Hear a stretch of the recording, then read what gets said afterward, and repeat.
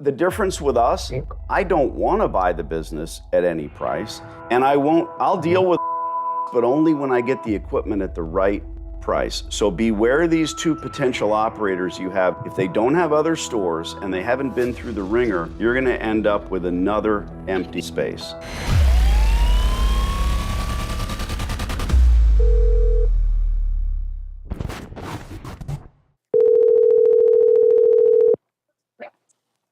Hello? Randy. Yes, it's Randy. Randy, my name is Danny. I'm interested in leasing some space. Okay. Randy, I'm interested in the laundry space. That's what I do, Coin Laundries. I've got a few stores. My partner and I'll explain, we scout these locations. Heck, they're open to the public. So we go in, we do some laundry, we see what we can see. And when we see an underperforming store, frankly, to put it politely, old equipment, sort of poor procedures, I want to reach out to the powers that be, see if Randy has a lease coming available anytime soon.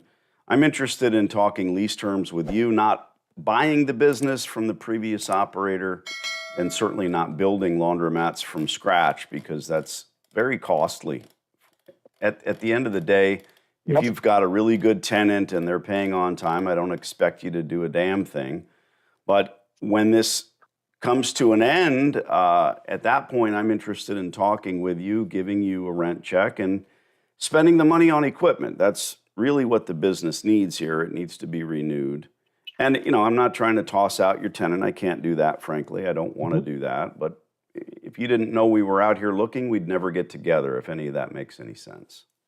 Yeah, of course it does. I'm with you. That's right. That's right. Okay. So what I will do is let me check into the payment history, and let me get with the property manager. Let me see what the lease expiration is, and see how stable they are. And we'll get back to you. So certainly we'll take a spin at it. What is your best callback number, Danny? Yeah, I appreciate that. Let me do this. I'll email you, Randy. That'd probably be quicker. What's your email address? Randy, I'll fire you off a little thing, and I'll CC my partner, Keenan. At the end of the day, I'm not looking for rent rolls. I'm not trying to dig into your information. But if you were to email me, nudge, nudge, wink, wink, we can talk in 2027. I know what that means. And at the end of the day, if you find another laundry with infrastructure, we're always interested. Glad to make your acquaintance. I'll send you a thing with my cell phone. Wait a second. We have a laundromat I'm about to do we're very close to doing a deal on right now. The rub with that laundromat is the equipment in there is the guy just defaulted. We let him try to find someone to take it over. So right now I've got one guy who is negotiating with to take over that loan at a much lower amount. And I've got another guy who is wanting to take it over without the equipment and has their own equipment. But I'll visit with you later after I get your email on that if there's any opportunity to look at that. Okay? Yeah. Well, I've seen that a lot. And here's the irony. Oh, you already know that one. Yeah. I mean, here's the irony, if you will. This is the bank, right? Mm-hmm. That's right.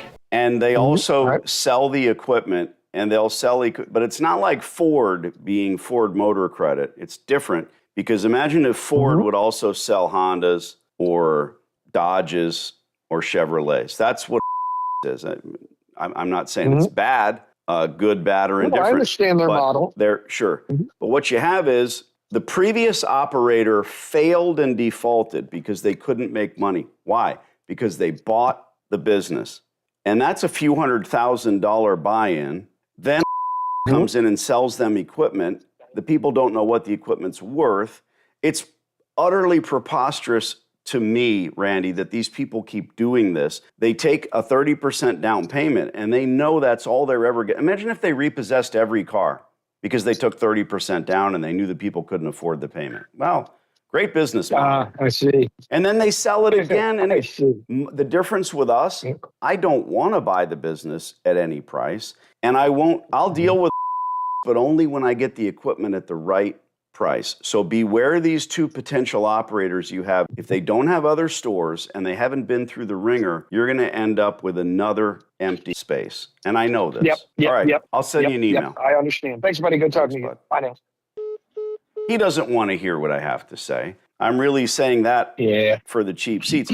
But he did go right ahead and give you another address, and he did go right ahead and say, oh, here's the situation. I've got 2 potential operators that are going to move in there. One guy wants to take the equipment from at a far cheaper price. You understand what's going on there?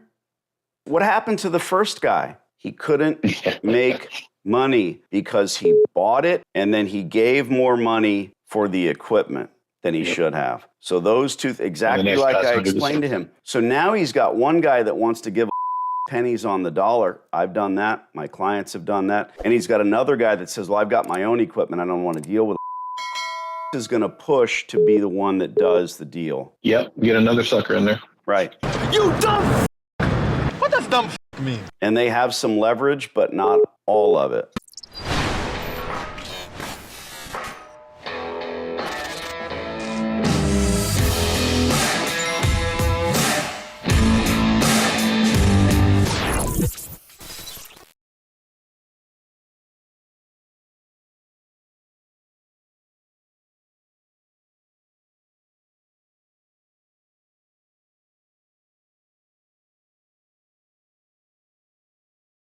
I'm pretty sure this hot water heater's got a few more good years left in it.